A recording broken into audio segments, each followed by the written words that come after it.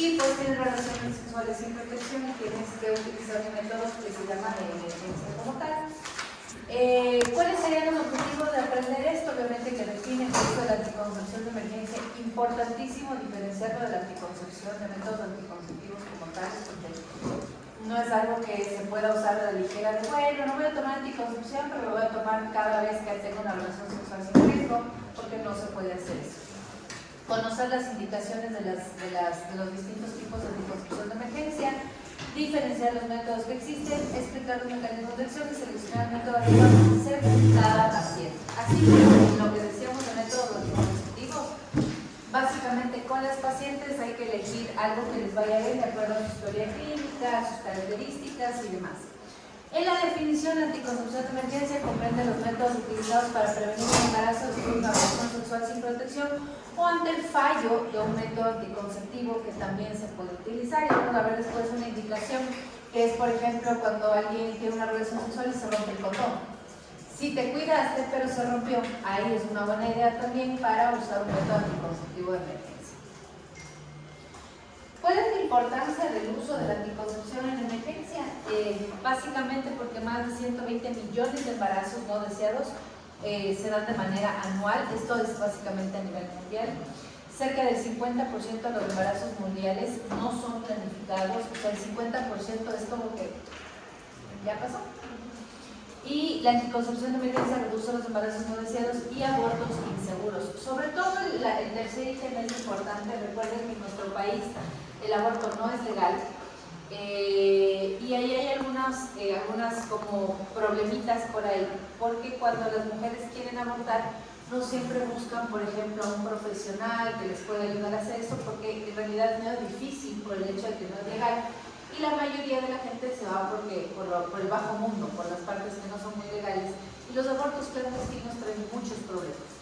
Pueden generar la muerte, infecciones, esterilidad para siempre, o sea, es complicado. Las indicaciones de anticoncepción de emergencia. Entonces, ¿cuáles serían las indicaciones precisas para la anticoncepción de emergencia? Relación sexual sin protección, que te hayas olvidado el preservativo, que no hayas tomado los anticonceptivos, digamos que la paciente se estaba inyectando el 5 de cada mes, es día 8 y no se ha puesto la inyección y se olvidó y tuvo relaciones sexuales. Es momento de tomarte la pastilla del día después, ¿sí? Error en el uso del método, por ejemplo, que estén poniéndose mal los parches, mal el anillo, o que las pastillas se las hayan tomado de manera incorrecta. Eso también te abre la posibilidad de usar un método de emergencia. Que la paciente haya tenido un dispositivo intrauterino, que puede ser de cobre o puede ser hormonal. Si el dispositivo intrauterino se sale, tienes la idea o la opción de usar un método anticonceptivo de emergencia. O frente a casos de violencia sexual, en donde también se pueden dar dispositivos de emergencia o anticoncepción de emergencia, en el caso de violaciones, en donde está pues más limitado. ¿Cuáles son los métodos que nosotros tenemos como anticoncepción de emergencia? El primero es el levonorgestrel, que es el más conocido, que ustedes ya saben que viene en las pastillitas, en el post-day, en el otro que se llama one-day, hay algunos tipos de nombres. En esas viene un concentrado de 1.5 gramos, que se supone que es como que la dosis anticonceptiva. El otro que ven ahí es otra medicación que se llama acetato de ulicristal. ¿Qué es el acetato de ulicristal? ¿Alguna vez han escuchado? Nunca han escuchado. Ya, el acetato de ulicristal es una hormona básicamente que es como un análogo de la progesterona. El acetato de ulicristal obviamente ayuda a que se retarde la ovulación, pero aparte de retardar la ovulación, va a dañar la parte del endometrio, que es una parte importante.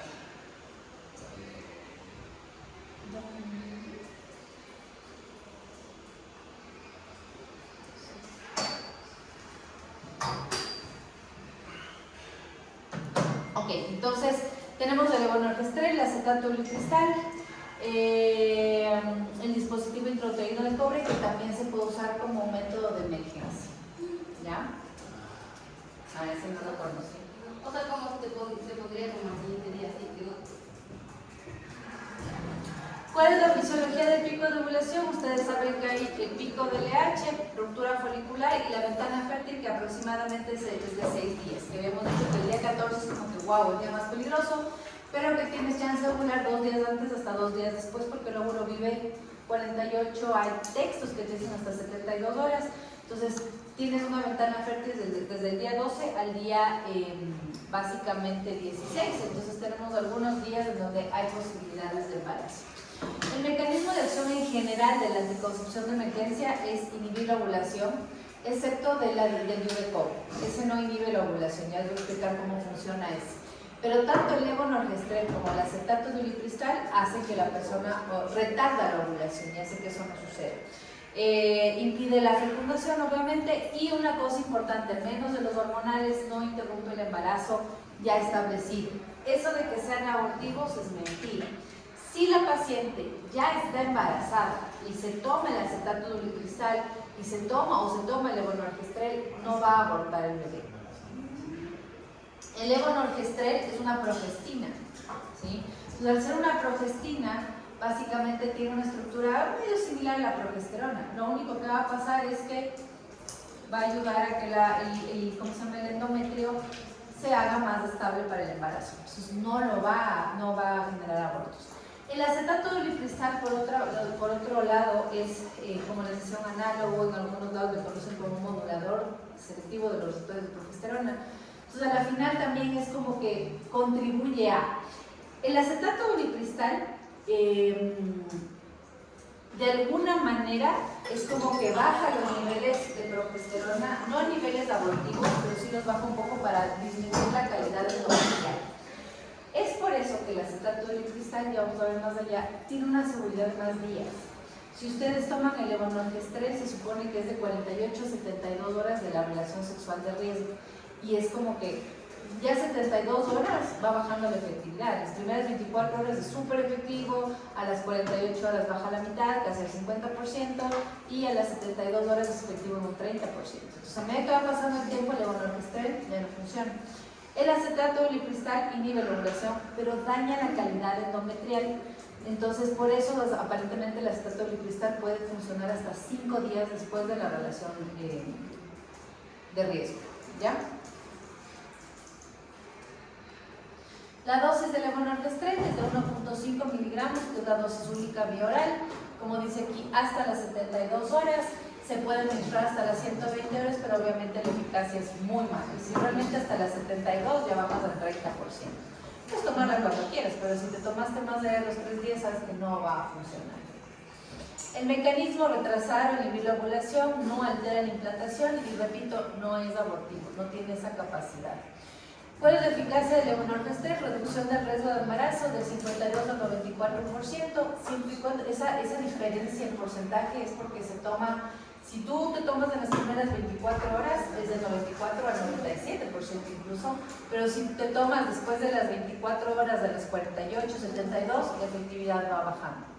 Dentro de las primeras 24 horas es lo más óptimo para tomar el levonorgestrel. El acetato de ulipristal igual es una dosis única, es una sola tableta de 30 miligramos y la dosis se puede tomar hasta 120 horas después del coito. En teoría, después de hasta los 5 días, te va a servir bastante bien. El problema entre estos dos es que no siempre se encuentra el acetato de ulipristal, no siempre está disponible, y la otra es que es más caro, mucho más caro. El acetato de ulipristal en algún otro momento de su vida lo van a escuchar. También es un tratamiento para miomatosis, porque como es modulador de los receptores de progesterona, de alguna manera baja el pico de progesterona y evita la mitosis de los miomas. Entonces también se lo usa como tratamiento para disminuir el tamaño de los miomas. No los desaparece, pero en teoría ayuda a disminuir. Pero el acetato de ulipristal es bien caro. En la pastilla, que es esta dosis única, digamos que es pagable, versus la otra que no sé cuánto, creo que la otra cuesta unos $5, $6 de levonorgestrel, esta cuesta tu tasa de 18 a 25 dólares. Igual digamos que puede ser pagable, tampoco es tan exagerado, pero sí es la diferencia en que vale casi la mitad del otro. Es modulador selectivo de los receptores de progesterona, inhibe la ovulación incluso después del inicio del pico de la LH. Como les digo, si es que ya se da el pico del LH y ya hay ovulación, daña la calidad endometrial. Entonces es otra manera en la que evita que no haya embarazo, ¿ya? Hay algunos artículos en donde te dicen, bueno, puede haber fecundación y gracias al acetato de cristal no hay embarazo, sí, pero en realidad no sería abortivo porque puede ser que el óvulo y el espermatozoide se hayan fecundado, pero nunca se van a pegar al endometrio y no hay un embarazo demostrable, si es que fuese así el caso. Si es que ovuló y el acetato de cristal lo único que hizo es dañar la calidad del endometrio, no va a haber implantación. Entonces hay gente que dice, entonces sí es abortiva, es que no es demostrable, porque tú cuánto sabes que es un aborto. Cuando el embrión o el cigoto se pega al endometrio y te hace generar una beta positiva, y dices, ok, estás embarazada, pero antes de eso, ¿cómo lo demuestras? Entonces, el acetato de cristal, por eso dicen que es seguro hasta los 5 días, porque tiene no solo el mecanismo de inhibición de ovulación, sino que sí daña el endometrio, y gracias a eso, pues, sí evita la fecundación. Ahora, si ya está pegado en el endometrio, ya no puede generar aborto. La eficacia, como digo, es el más efectivo porque dura más tiempo y es una medicación bastante útil en gente que tiene un índice de masa corporal elevado. En pacientes con obesidad, sobre todo obesidad grado 2 y grado 3, el levonorgestrel en dosis de 1.5 no va a funcionar. La efectividad del levonorgestrel puede bajar al 53-52%. Incluso en las primeras 24 horas, porque aparentemente el IMS tiene que ver mucho con la distribución del fármaco y no va a funcionar como inhibición de la ovulación. El otro, sí. La consulta y el levonorgestrel funciona pese a que la paciente haya ovulado. El levonorgestrel. Si la paciente ya ovuló, lo que puede hacer también, y parte del efecto del levonorgestrel, es que disminuye la movilidad de las trompas y de los ciclos. Okay. Entonces, si es que disminuye la movilidad de las trompas, también por ahí funciona para evitar la captación del óvulo. Pero si ya salió el óvulo, ya no hace nada, porque el levonorgestrel no te daña el endometrio.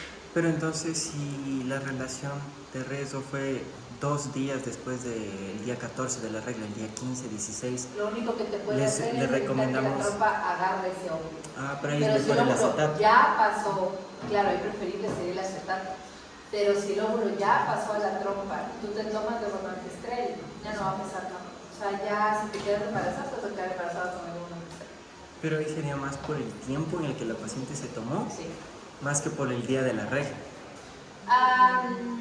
Las dos cosas tienen que ver. Si tú estás en los días de ovulación, el indicado sería cuidarte con algo más. Pero si es que estás en los días de ovulación, te puedes tomar el levonorgestrel, pero tiene que ser las primeras 24 horas. Es mucho más efectivo. Puede ser que ovule ayer, hoy tuve relaciones, el óvulo anda por ahí purulante y vivo. Lo que hace el levonorgestrel también es paralizar las trompas. Entonces no le capta el óvulo y es otro mecanismo como para que no haya fecundación. Pero si a pesar de eso el óvulo se fecunda, el levonorgestrel ya no hace nada. ¿Se pueden combinar? No. No, porque le generas una amenorrea terrible a la paciente. Sí. Se queda en amenorrea. No para siempre, pero te queda en amenorrea unos 2, 3 meses. Pero no se embaraza, me imagino. No se embaraza, pero luego como que reiniciar todos los ciclos cuesta un poco ver y se bloquea. ¿Pero entre eso o aborto? Sí, pero digamos que no es lo médicamente indicado. Claro. Uno puede usar un montón de cosas, pero no deberíamos.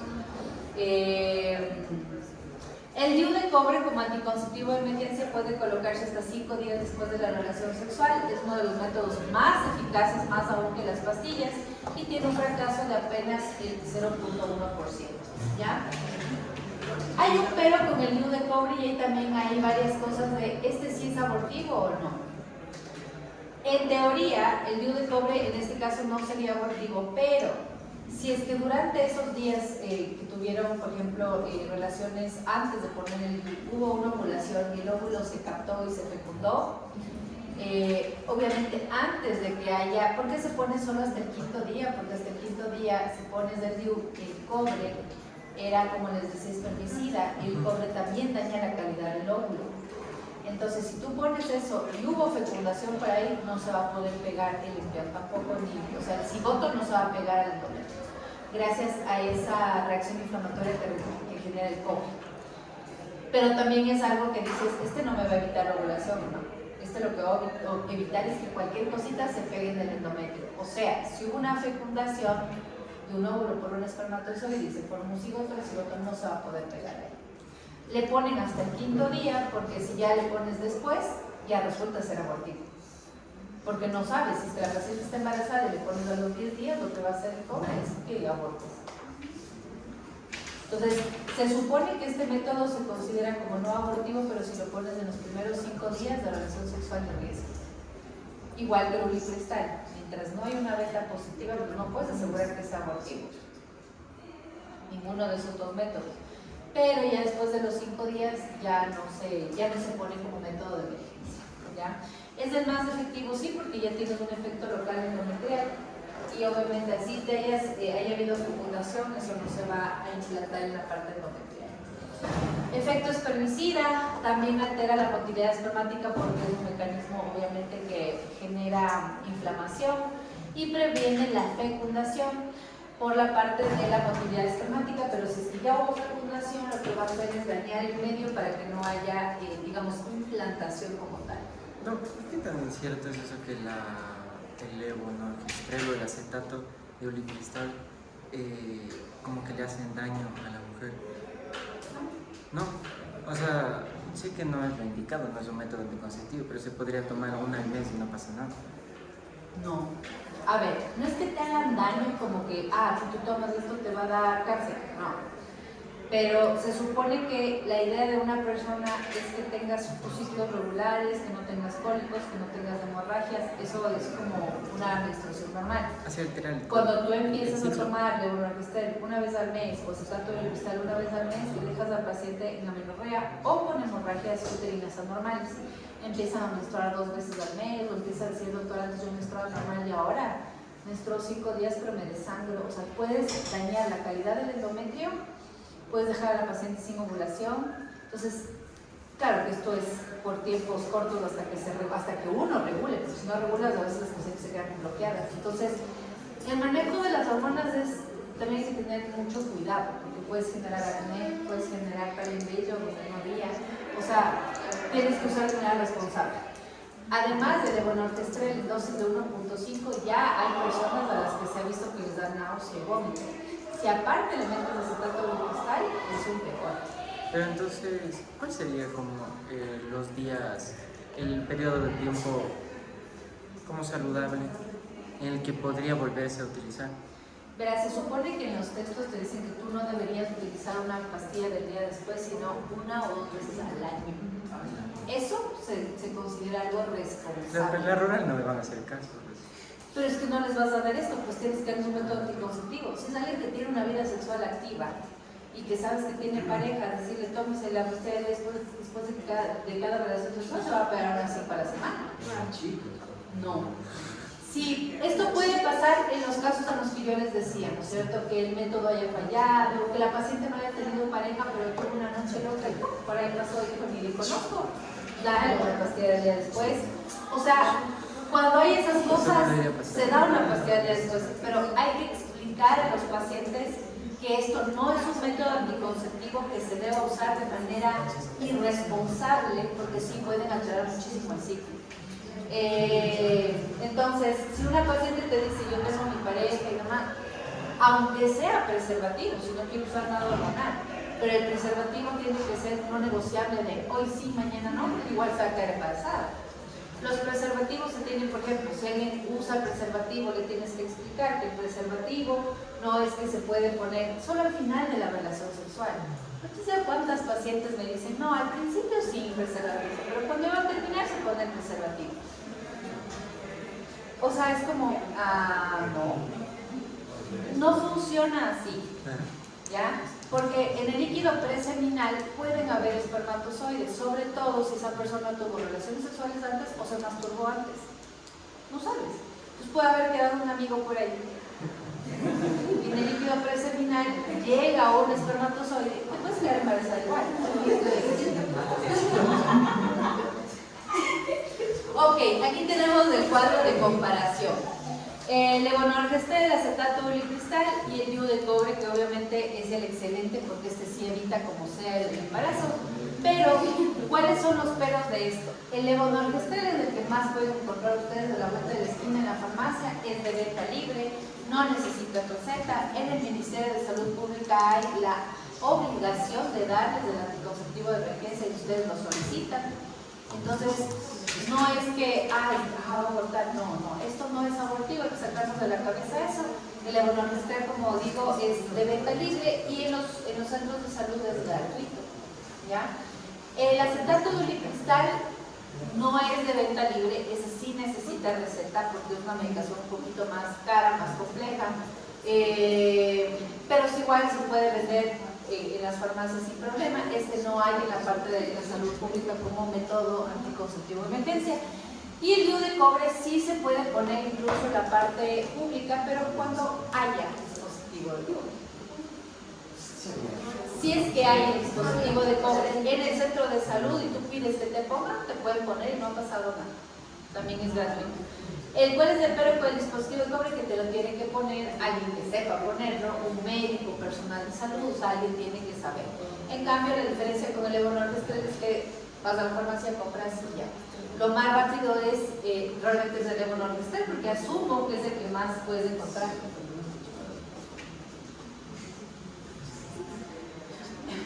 Los anticonceptivos de emergencia y la obesidad. El IMC elevado disminuye la eficacia del levonorgestrel, como les decía. ¿Y cuáles serían las indicaciones en alguien que está muy gordito? Alguien que diga, no, esta señora tiene una obesidad de grado 2, 3. Mande, no sirve el levonorgestrel. Le das acetato de ulipristal o le propones colocar un Tómese las 3. ¿Cómo se llama? Hagan silencio, chicos. Dentro de los efectos adversos, obviamente están las náuseas, la cefalea, el dolor abdominal, fatiga y alteraciones menstruales que van a ser transitorias, pero transitorias en el caso de que, ok, yo me tomé este mes. ¿Qué posibilidades hay que yo tenga alteraciones menstruales con el levonorgestrel? Según la caja y la cajita de levonorgestrel dice que no debería alterarte tu ciclo menstrual. Si te lo tomas una vez, en este mes, o sea, aquí yo este mes me tomé, no me he tomado más, no me he tomado todos los meses, me tomé por primera vez. Si es la primera vez que me lo tomo, no debería generarte problemas. En los artículos se dice el máximo problema que puedes tener es que se retrase 5 días tu regla siguiente o que se adelante 5 días.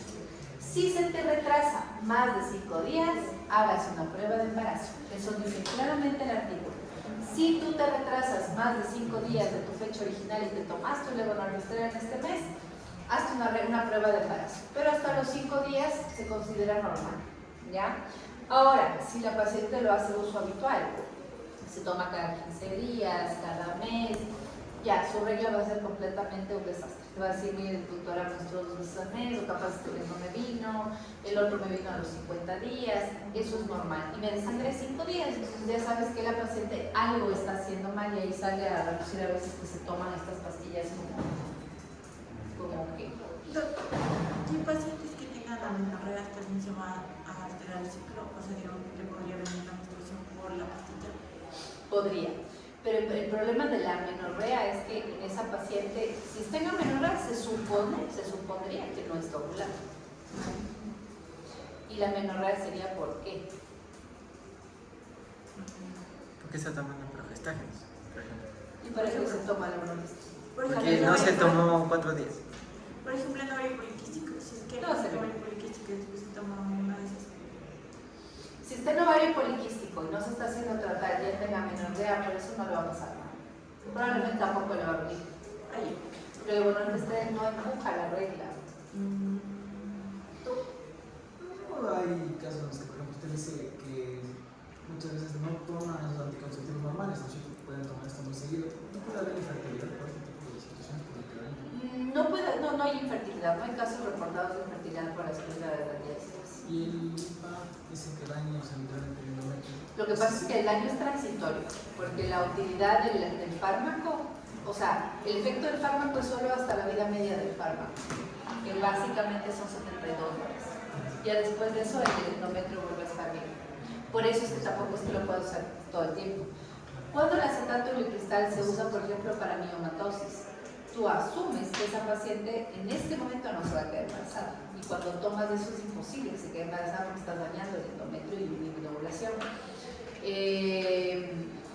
Y eso sí se toma por 6 meses continuos. Entonces no te deja infértil en realidad, porque después de los 6 meses del acetato de ulipistal ya, si ya lo dejas de usar, pierde el efecto.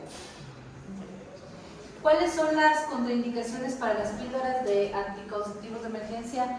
Básicamente, cuando hablamos de los hormonales, no tenemos contraindicación alguna. Contra el levonorgestrel o contra el acetato de ulipistal, básicamente no hay contraindicaciones, a menos que alguien me diga que tiene alergia a un compuesto de estos, que hasta ahora yo nunca he visto, y sé que no están reportadas, pero siempre hay alguien que puede hacer alergia a cosas raras. Donde sí hay contraindicaciones es con el DIU de cobre, si es que la paciente ya está embarazada, por eso dice que más allá de los 5 días no se usa porque ya es abortivo. Infección pélvica activa, si la paciente dice que te da relaciones sexuales de riesgo, pero está con alguna infección vaginal o tiene una EPI aparentemente, no le puedes poner un dispositivo intrauterino. Y malformaciones uterinas, si la paciente dice, sabe que yo tengo un útero bidelfo. ¿Qué es un útero bidelfo? Tiene esa membranita que le separa como 2 cavidades. Sí, es eso. Tienes básicamente el tabique, hay un tabique dentro del útero que separa el útero como que fuesen 2.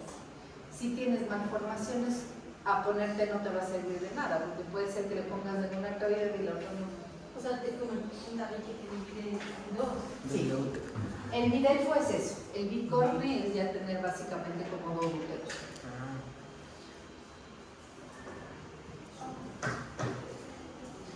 En lactancia materna, ¿qué pasa si una paciente está dando de lactar y pues tuvo relaciones sexuales?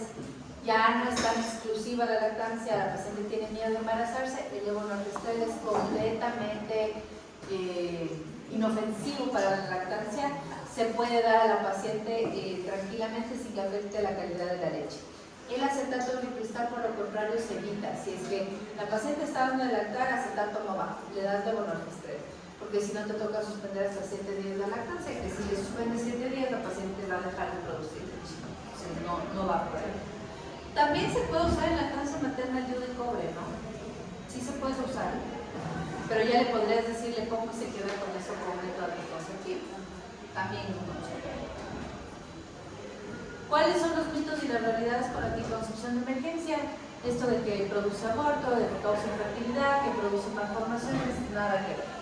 Si alguien se queda embarazada y te dice capaz mi bebé se va a malformar porque yo me tomé acetato de ulipistal o me tomé un levonorgestrel, ahora se han desmitificado un montón de cosas sobre los fármacos en el embarazo. Hay fármacos que sí son muy graves tomarlos en el embarazo, pero ya hay otros que saben hacerlo. Y uno de esos son los anticonceptivos en general.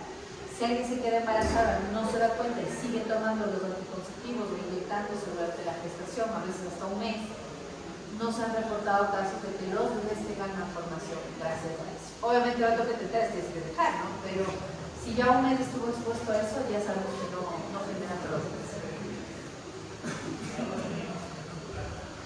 Muy bien. ¿Qué otra cosa les interesa? Ya nos quedamos ir a la casa. ¿Cómo? A ver.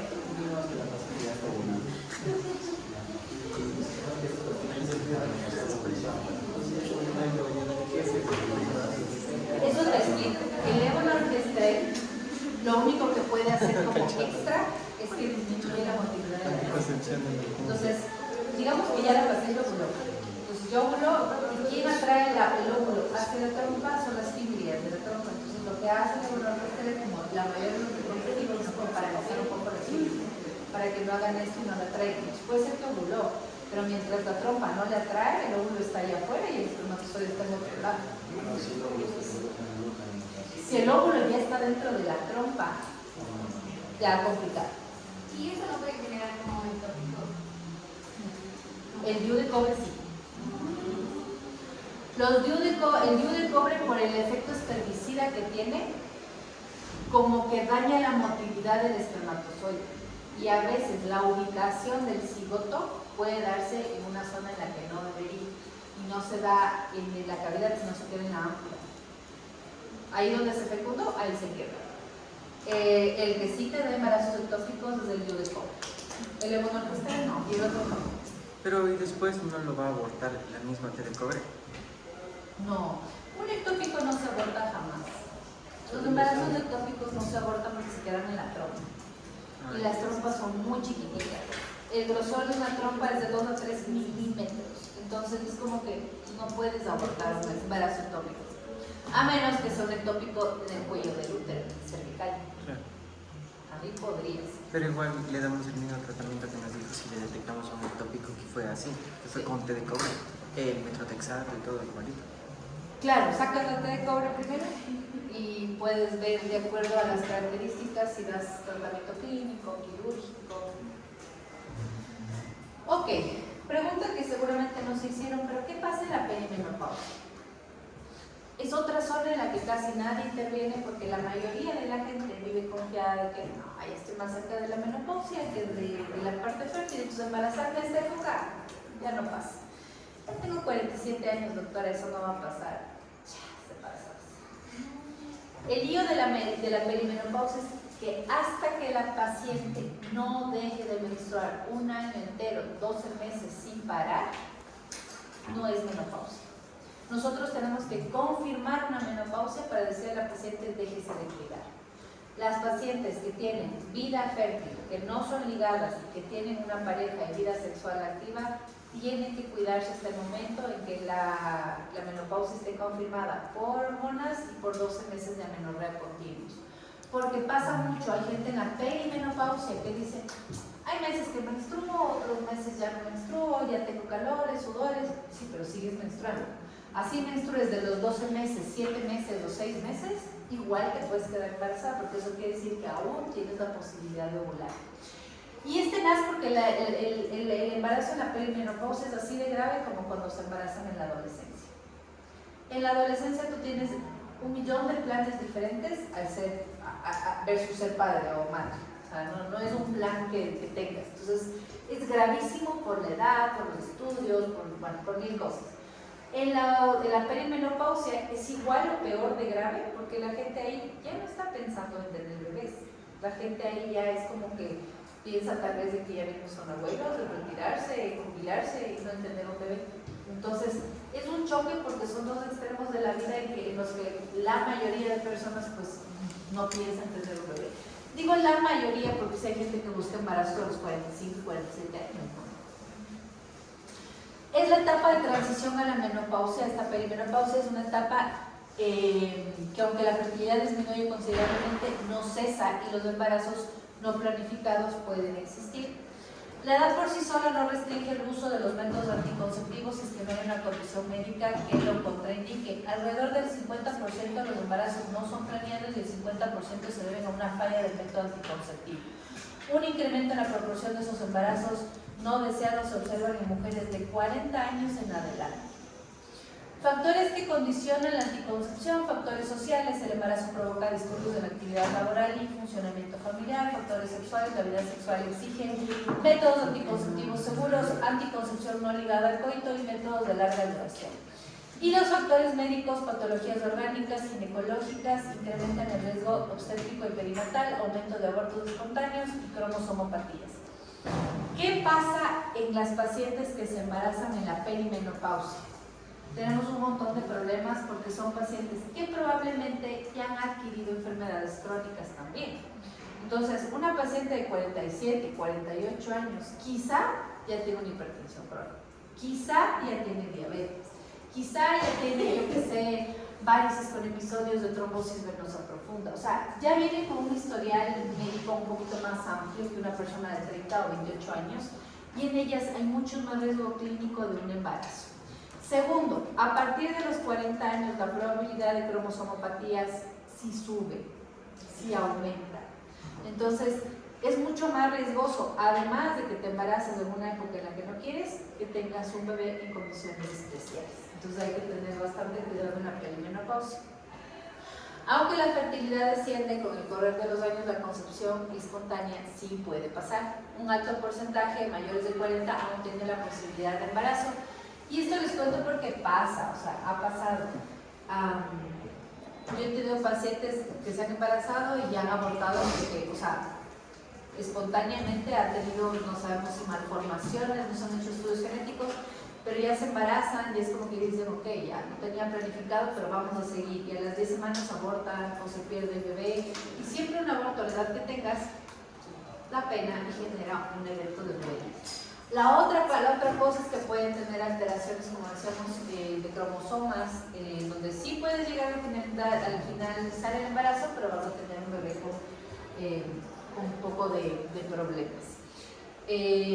Cosa importante, que las pacientes que están entre los 45 y 40 años cursando la perimenopausia tienen que buscar un anticonceptivo constante, no de emergencia, sino usted va a tener vida sexual, tiene su pareja, su esposo, ¿okay? ¿Con qué se cuida? Con preservativo. Ya, el preservativo tiene que ser siempre y se les explica cómo. A pesar de estar en la perimenopausia, usted puede quedarse embarazada. Hay un montón de creencias de que ya no. Ya tengo 46 o 30, ¿qué puede pasar? Nada que puede pasar. Si estás menstruando, te puedes quedar embarazada. Entonces, esa posibilidad siempre existe. Las ventajas de indicar un anticonceptivo en los últimos años reproductivos son prevenir embarazos no deseados e impedir la bruta variación hormonal asociada con la transición a la menopausia y proveer beneficios no anticonceptivos adicionales. Otra cosa más, en estas pacientes la elección del método anticonceptivo debe ser un poco más compleja porque pueden tener esas condiciones que decíamos, ¿no es cierto? Hipertensión, trombosis, diabetes. Entonces ya los anticonceptivos no es como a los 24 o 23, use el que usted quiera, sino es, a ver, ¿tienes estas condiciones médicas, estos, no? Y de hecho la mayoría es más candidata a una ligadura que a un método anticonceptivo como pastillas, ¿ya? En la gente que tiene más de 40 años, yo al menos lo que hago es decirles, a ver, tú ya no quieres un bebé, de aquí en adelante, no, entonces ¿cuál es el método más seguro? Ligarse. Porque si las pastillas fallan, si las inyecciones fallan, igual puede pasar que tenga un embarazo. Sí, sí se embaraza. Se ha señalado que el 50% de las mujeres de más de 40 siguen siendo potencialmente fértiles sin anticoncepción. El riesgo anual de embarazo es alrededor del 10% para las mujeres de 40 a 44 años y del 2 al 3% de los 45 a los 49 años. ¿Cuáles son los riesgos? Los embarazos en mujeres de 40 en adelante tienen un riesgo particularmente aumentado vinculado con el mayor riesgo de mortalidad materna, mortalidad perinatal y anomalías cromosómicas. En embarazos en curso, la mortalidad y morbilidad materna y perinatal se intensifican y causan, por ejemplo, causa la preeclampsia, partos prematuros, detención de crecimiento o restricción, el desprendimiento de la placenta y la diabetes gestacional. Si hemos dicho que un factor de riesgo es tener 40 años, para diabetes, preeclampsia y restricción y todo lo demás, imagínense tener 45, 47, 49. Eso es mucho peor, ¿ya? De que hay pacientes de esa edad embarazadas, sí. A veces espontáneamente y otras personas, como les decía, buscan embarazarse. Yo la persona más, bueno, no es viejita, porque no estaba viejita, pero la más mayor en embarazarse ha sido a los 53 años. Era una paciente que era de Esmeraldas y nunca había podido tener bebés. Lo había intentado por más de 10 años o 12 años e hizo un tratamiento de fertilidad, pero con óvulo donado. Y se quedó embarazada de embarazo gemelar a los 53 años. Yo no sé cómo no le pasó algo, porque ya gemelar, 53 años, y era de etnia afroamericana. Encima tenía un riesgo altísimo de preeclampsia, pero a la final dio a luz con sus 2 bebés. Pero claro, imagínense, ahora sus bebés tienen, esto fue hace unos 10 años, las bebés tienen 10 años y ella tiene 63 años. Pero bueno, pero son cosas que pasan, pero los riesgos son mucho más altos, ¿no? Doctor, yo puedo hacer una pregunta. No sé si, sé que no es su área, pero ¿ha tenido pacientes que se han embarazado con la pareja hecha la vasectomía? Sí. Sí. En el centro de salud hay una señora que se hizo hace 10 años una ligadura y te marcha. O sea, yo me refiero a la vasectomía. No, también puede pasar. Sí, en serio. Tanto la ligadura como la vasectomía. O sea, las dos. La ligadura que son métodos definitivos, y la vasectomía, que es un nombre. La ligadura y la vasectomía son métodos definitivos que tienen igual un 99% de efectividad. Se supone que como igual no tienes que usar nada, el efecto o el porcentaje real es igual al teórico, pero existe ese 1% de que haya recanalización tubárica y recanalización de los túbulos. ¿Y eso por qué se ve? Nadie sabe por qué se recanaliza, pero algunos se recanalizan. ¿Y son reversibles? ¿Qué es reversible? La vasectomía y la Se ligadura. supone que son métodos irreversibles, pero existen cirugías para revertir. ¿Por qué no te lo venden como reversible? Se supone que es un método irreversible, pero sí hay cirugías para revertir la ligadura, pero solamente tienen una efectividad del 20%. O sea, yo te opero y te digo, listo, voy a tratar de recanalizarte las trompas otra vez, pero de que sirva solo te puedo asegurar un 20%. Hay un 80% de que no va a servir de más. O sea, gente joven no le recomendaría nunca. No, ¿para qué? Una cirugía de recanalización te puede estar costando lo mismo que hacerte una fertilización in vitro. Mejor te haces un in vitro si ya no tienes trompas. Si la paciente se hizo una ligadura hace 10 años y quiere quedarse embarazada porque conoció el amor, haces un in vitro.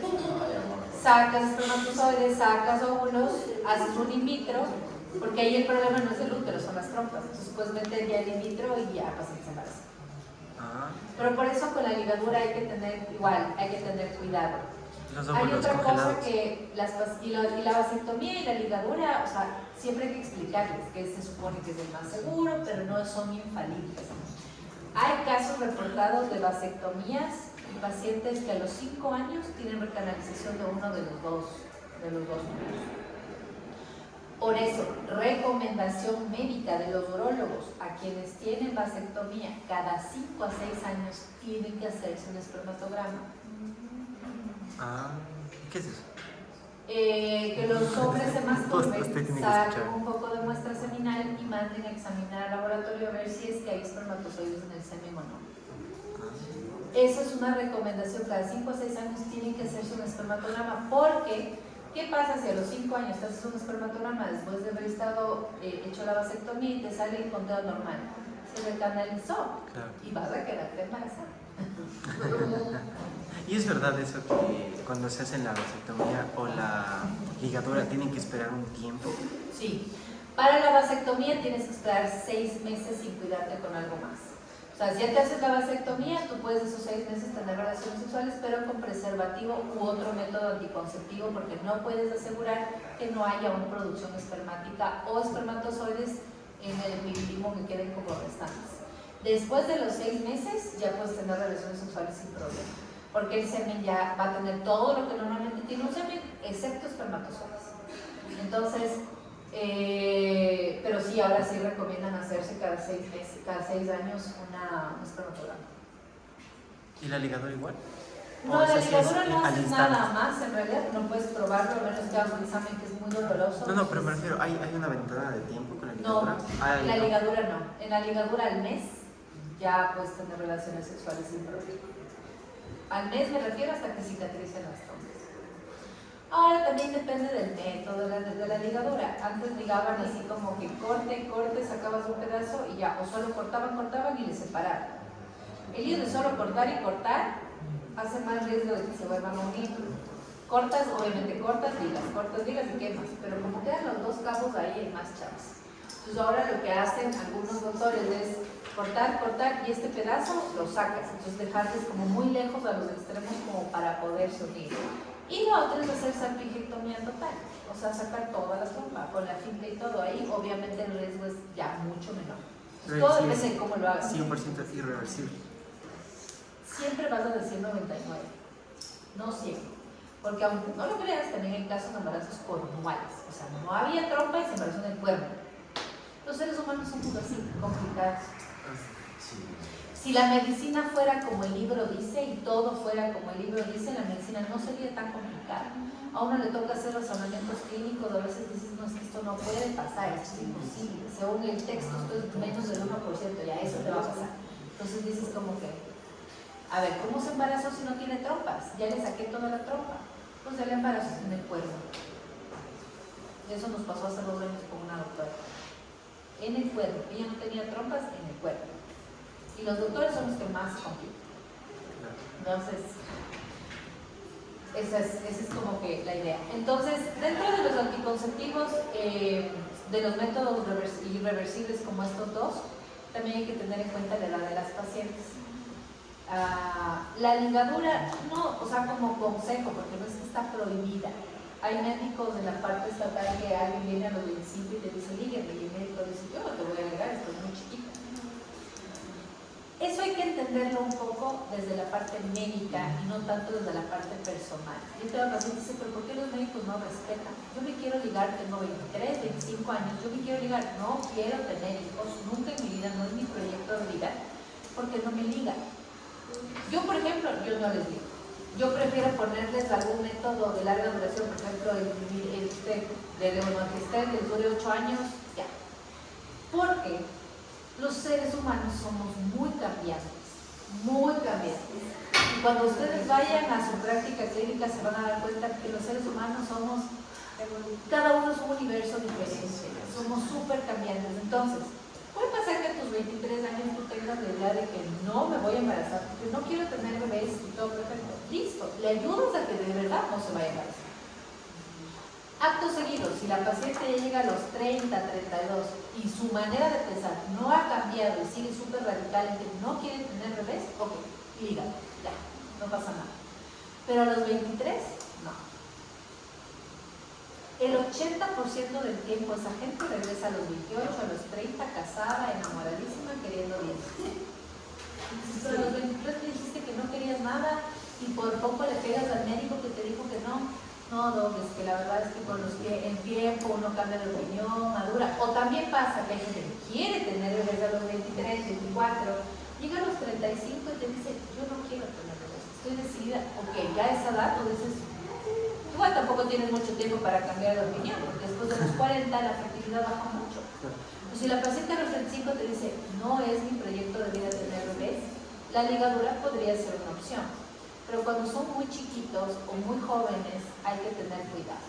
Porque como les digo, el que pueda revertir una ligadura o una vasectomía se puede hacer, pero es muy complicado, muy costoso y en el 80% de las veces no pasa.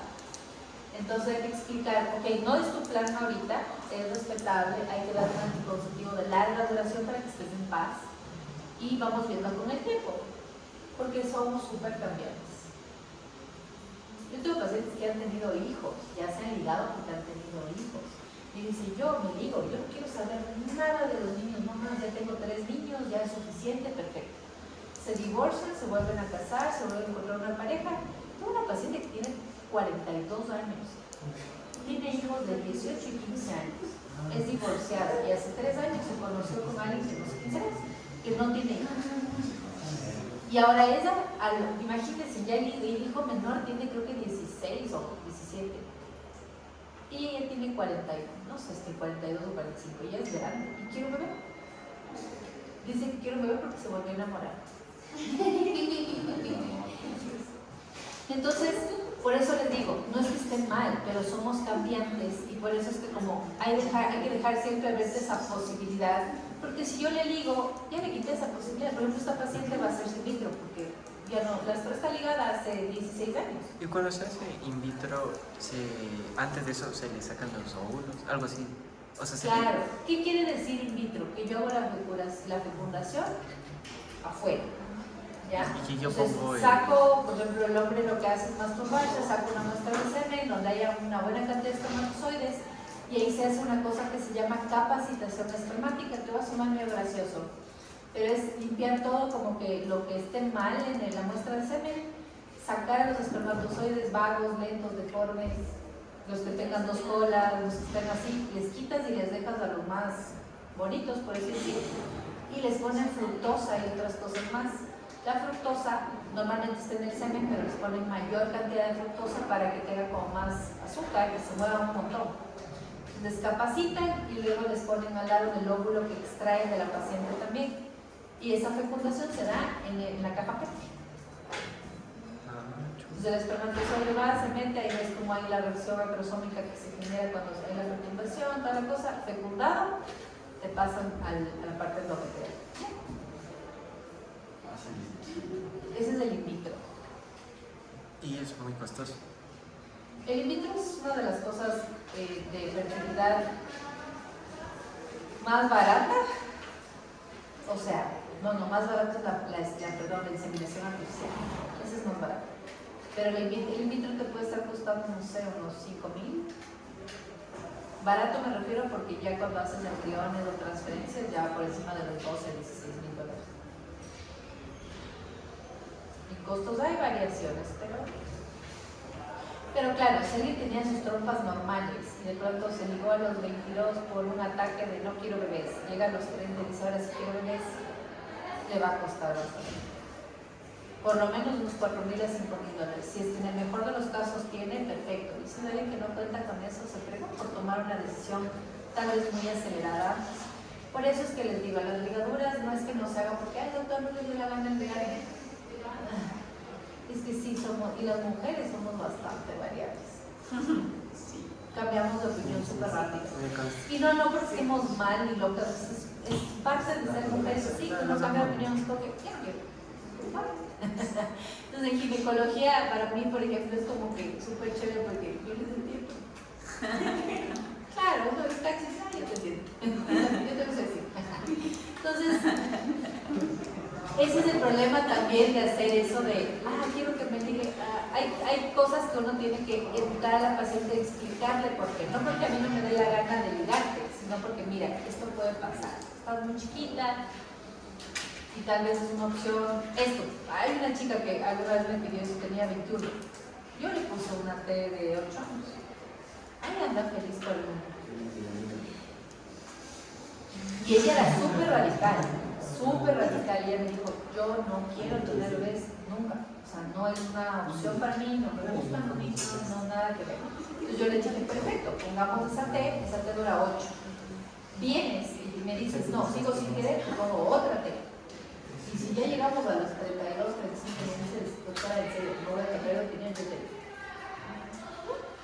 Pero ya la veo medio diferente ahora. Por eso digo, se fue, o sea, ella se fue a estudiar afuera, le sirvió un montón porque estudiando afuera 5 años, ya no estás preocupada de chuta estudiando, me voy a quedar embarazada. Entonces no, está todo bien, todo tranquilo, pero ahí por fuera de un extranjero porque allá se enamoran y cambian de opinión. Por eso les digo, esas cosas hay que tener mucho cuidado. Eso chicos, de anticoncepción lo que les puedo decir. La otra semana voy a necesitar que me digan, bueno, esta semana, o mañana, o el domingo, me digas qué es lo que quieren revisar la otra semana. En teoría nuestro sílabo ya se acabó, pero sí necesito que me cuenten qué quieren revisar la otra semana. No me van a decir todo el semestre, ¿no? Pero temas puntuales que digan, Doc, esto nos puede repetir porque es 0. Como va todo, ahora sí del integral va todo, desde el primer día hasta lo que vimos hoy. Para que me digas qué repetimos. ¿Cuántos temas pueden ser más? 2 o 1? 4, porque podrían ser 2 el lunes y 2 el jueves. Ya. Como son resúmenes, sí podríamos decir. Ok, gracias, doctor.